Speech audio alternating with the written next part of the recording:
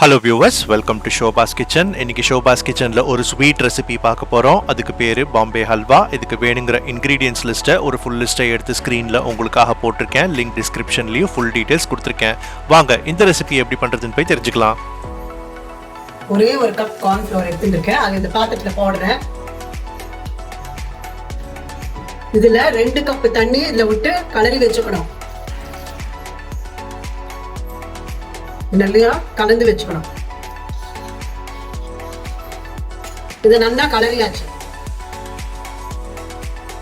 இது 2 கப் சர்க்கரை இதுல போட்டுக்கிறேன். நான் கடாயில 2 கப் தண்ணி இதுல விட்டுக்கிறேன்.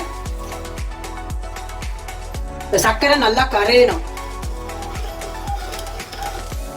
சர்க்கரை கொதி வந்துடுத்து. இது பாகுபதம் வர வேண்டாம். இந்த கரைச்சி வச்சிருக்கிற கார்ன்ஃபிளவரை இதுல ஊத்தணும்.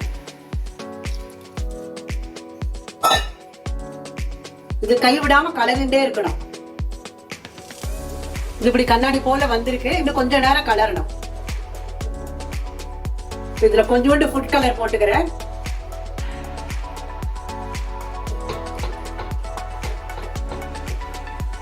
நல்லா கலரணும்.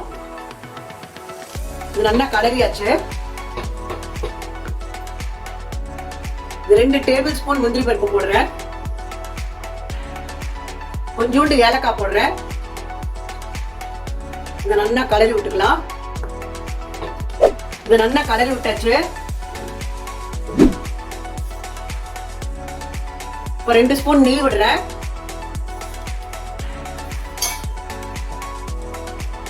இதை கலரி விடலாம். இது ஆயிட்டு இப்போ இதை இறக்கிடலாம். ஒரு பிளேட்ல நெய் தடவி வச்சிருக்கேன். இப்போ பண்ணிருக்கிற அல்வாவை பிளேட்டுக்கு டிரான்ஸ்ஃபர் பண்ண போறேன். இந்த பிளேட்டுக்கு டிரான்ஸ்ஃபர் பண்ணிட்டா இது நல்லா ஆறினப்புறம் கட் பண்ணணும். இப்போ ரெடி ஆயிடுத்து. நீங்க வீட்டுல ட்ரை பண்ணிட்டு எப்படி வந்திருக்குன்னு உங்க கமெண்ட்ஸை சொல்லுங்க.